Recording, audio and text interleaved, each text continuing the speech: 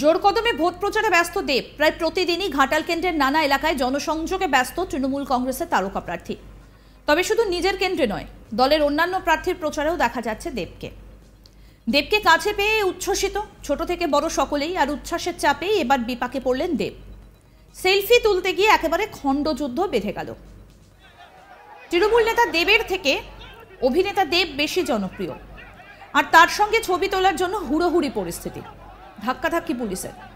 পরিস্থিতি সামাল দিতে আসরে নামতে হলো দেবকে। উত্তর মালদা তৃণমূল কংগ্রেস প্রার্থী প্রসূন ব্যানার্জির সমর্থনে নির্বাচনী প্রচারে আসেন তৃণমূল কংগ্রেসের প্রার্থী তথা অভিনেতা দেব। রতুয়ার মাটিতে শুক্রবার হেলিকপ্টারে আসেন দেব।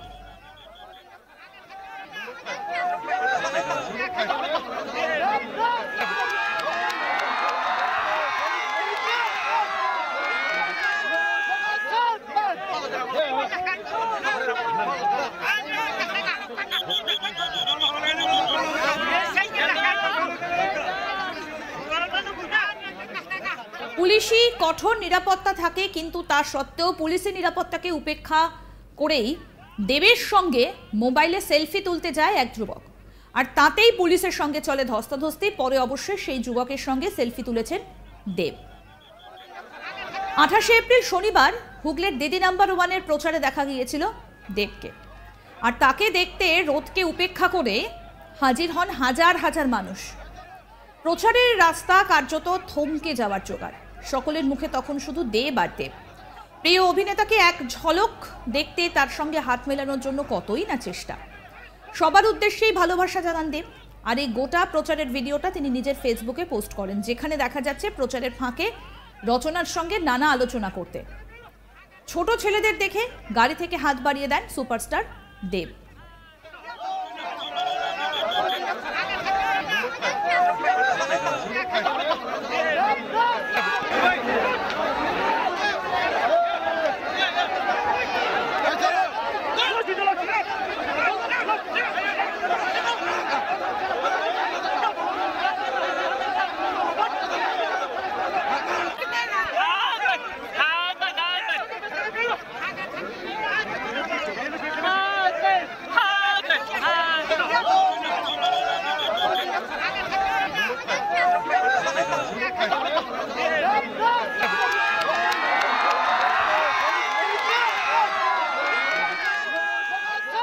আমাদের প্রতিনিধি মিল্টন পাল কি প্রতিবেদন তুলে ধরলেন, শুনবো।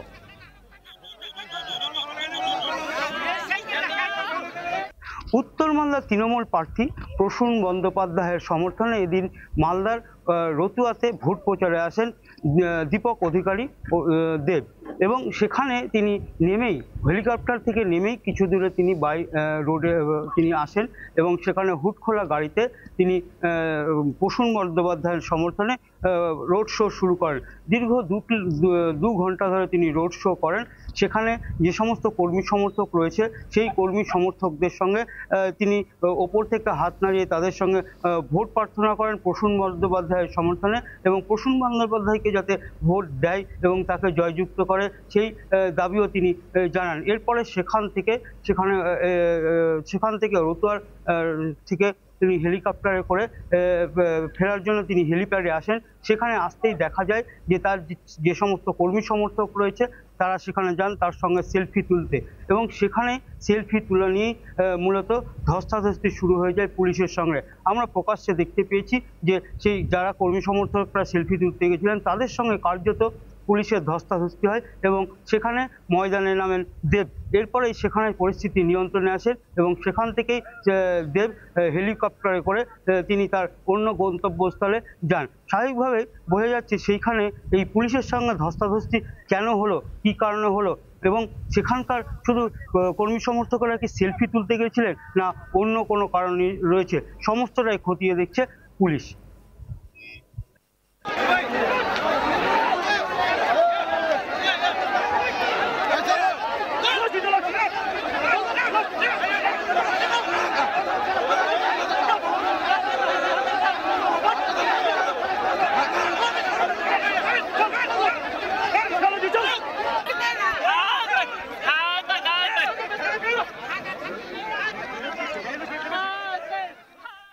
আরও আপডেট পেতে দেখতে থাকুন আজ তাক বাংলার ইউটিউব চ্যানেল, সাবস্ক্রাইব করুন।